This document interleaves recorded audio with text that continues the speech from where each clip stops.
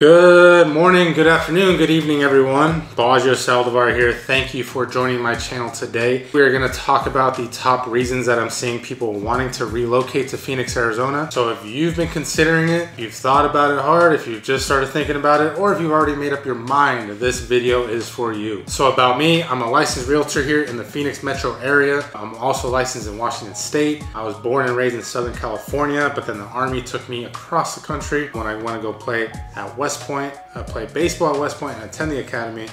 After that, I commissioned into the Army and took me around, and there we go. Went to Washington, met my wife there. After I got out, started real estate, came down here. So basically what I'm trying to say is, I know a little bit about relocation, and I know about the struggles about relocation, pros and cons, outweighing it, the mental hurdles of what you're trying to go through when you're thinking about relocating to a whole new state. And just let you know that yes, I've been on the West Coast, on the East Coast, a little bit in the South. I have not been in Alaska, but I know I talked to a lot of folks in Alaska and from Alaska. So I will say that Alaska I've not been to. I've been to Hawaii a little bit. Anywhere in the continental US, I pretty much know and have a good gauge of the areas.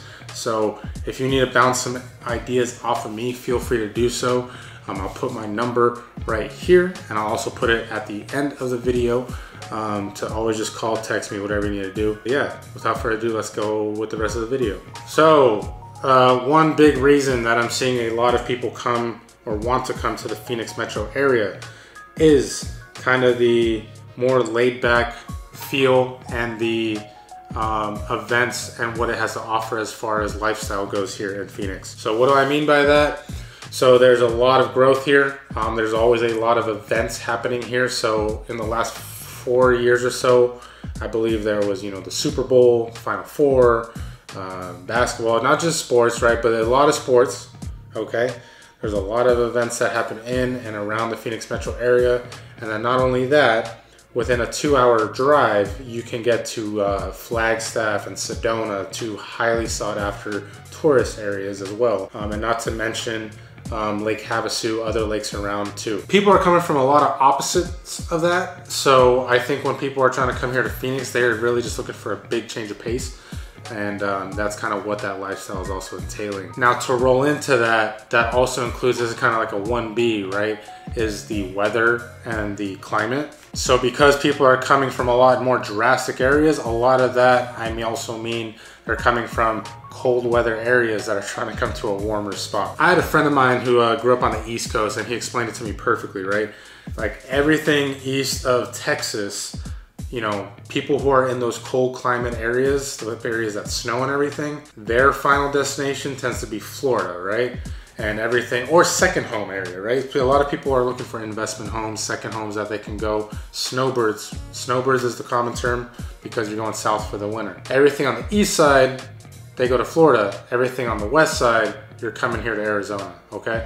And Chicago, Illinois, that Midwest region is kind of split in half depending on where they want to go, whether they want to choose Arizona or Florida. So for me, for instance, we actually did move from Washington State.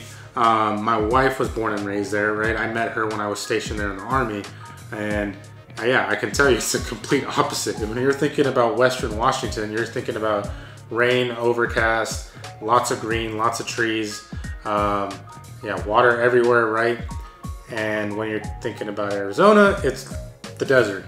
So little rain, little water, a lot more brown and everything too.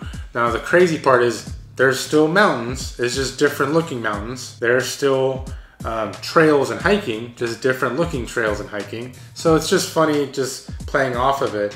And a lot of folks I know have actually moved from Washington to Arizona or have second homes down here in Arizona. Now with the climate, and like I said, it's a desert, a lot of folks talk crap about the heat, right? They say, oh, it's way too hot, you're gonna burn, you're not, please, enjoy it, have fun, right? Because we always say how nice it is the other 8 months out of the year, okay? But what I can tell you from being around a lot of different areas, me personally, and this is a personal choice of what you like and don't like. I know I do not like the humidity, and a lot of people are the same. When it's 100 and 110 here, but a dry heat, which it's a common joke around here because everyone says, oh, it's a dry heat. It's the truth though, because you're not walking from your car to your, the front of your house and just already dripping or having struggle breathing, right? Like a lot of people say that they feel when they go to the South or somewhere that's a little bit more humid. I had just had a friend that went to Florida for work, and they said that exact thing. They're like, I will come back here to 105 and be just fine, because I was down in Florida and it was 90 degrees with 90% humidity and I couldn't breathe. Keep that in mind. The dry heat thing is real. So when you're seeing our numbers, like, yes, of course, 110, 120, like 120, like that's record breaking stuff. And you're just gonna be indoors. It is dangerous. You just should not be outside during those times. But talk about 2.5 months of extreme heat. We're gonna get into it right now, like in July and August. Trade that off for the other 9 to 10 months. That's kind of what everyone here says the same thing. The ones who move here from the north, the snowy states and all that, they say the same thing. They said, well, it's cheaper and less of a hassle. We'll deal with some heat and some more sun than it is to snowplow, deal with shoveling snow, and dealing with the freezing temperatures where I came from. So another big reason people are moving here is Phoenix Metro is booming as far as businesses go, and a lot of job relocation is happening over here because of the amount of growth that Phoenix has had over the last 5 to 10 years. And I know people are looking, and if you haven't, had a job relocation yet, the big thing people always look at is, of course, what is my salary going towards the cost of living of that area, even taxes and everything, right? So a lot of folks, even if we're talking retiring, Arizona is a very tax-friendly state. And so I see a lot of people looking at Phoenix specifically when they're thinking of a relocation or retirement. There's a lot more we can get into that, but I know that's very situation dependent on what your job is, what your industry is, and whether that's good or bad. Like for instance, I know some folks that are hesitant to move here because the husband is in construction, and they're like, I think that life would be terrible to work construction here. Now they do work opposite schedules when it gets very hot, right? They work at night, they work in the cooler areas, and they reverse, and during the heat they're not working. Still, that's a big consideration in that specific industry with construction. If you're working a blue collar job, maybe, in a desk, in a cubicle, whatever it may be, and it doesn't play that big of a factor, then really they just have to look at the cost breakdown and what that entails. So last thing I'll say right now about why people I see are moving and relocating here a lot is whether it be family lifestyle or just the schools and opportunities for kids here, which if you look it up, there's a lot of lists that I think have Arizona lower on the scale, which not too sure, right? I can't specifically say what is happening in certain demographic areas as a realtor, but what I can say is that here in Arizona and Phoenix specifically, it's open enrollment. And there's a lot of charter school options as well. And they're free, they're public funded. So a lot of people I know are coming here because of that, because they have a bigger choice and a bigger variety to choose from for their kids. For me, for instance, we actually, it's a great thing. We didn't even really realize that after we already chose to move to Phoenix, but until we got down here. And I have kids going into school, and so it's very nice to know that we're gonna have a choice. On top of that too, right, I talked to a friend of mine that lives on the East Coast, and then he came out to visit here, and he said just how much newer everything is because he came from like the Boston area. Of course, that's kind of where our country pretty much started, in that spot. So all the buildings, everything's just gonna be older. They come here to Phoenix, everything's a grid, everything's only been built within like the last 100 years or so. And not only that, but everything's been built out over the last maybe 20 years. So everything is pretty fairly new.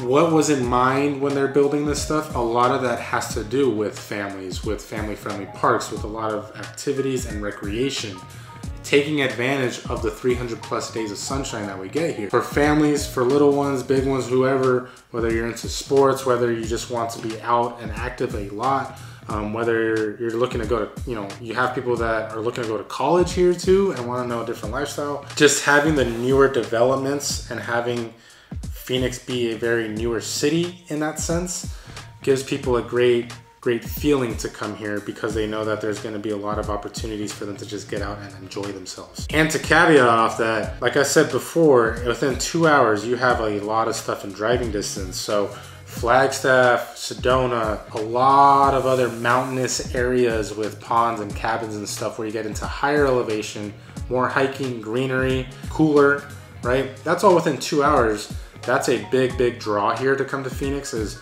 all that fun stuff you can do too, and you just have to have short drives to just explore a lot more fun stuff. It's crazy. So yeah, hopefully this helps. Hopefully this video helps on what, you know, if you've heard a lot of this stuff, a lot of this stuff is true, and that's kind of why you're probably hearing it, is because people just like you might be thinking the same thing, or thought that, or learned that before coming here. So if you have any questions about relocating to Phoenix, Arizona, about what my experience might have been from getting out of the Army and, you know, moving from across states, whether it be across, you know, West Coast to East Coast or Washington to Arizona, feel free to reach out to me. I have my number below here. Follow me on Instagram. I'm heavy on Instagram, Facebook as well. So if you want to see more about that and short form stuff, I'm on there. I'm just here as a resource too. Would love to help anybody relocating, or just consider, and just ask away. I'll tell you as much as I possibly can. And yeah, thanks for watching, and see you next time.